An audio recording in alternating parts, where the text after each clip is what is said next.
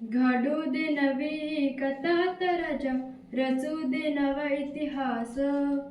तुझ्या गडाची ही व्यथा तर कळू दे साऱ्या जगास. ताट होतील माना, उंच होतील नजरा, या रयतेच्या राजाला मानाचा मुजरा. या रयतेच्या राजाला मानाचा मुजरा.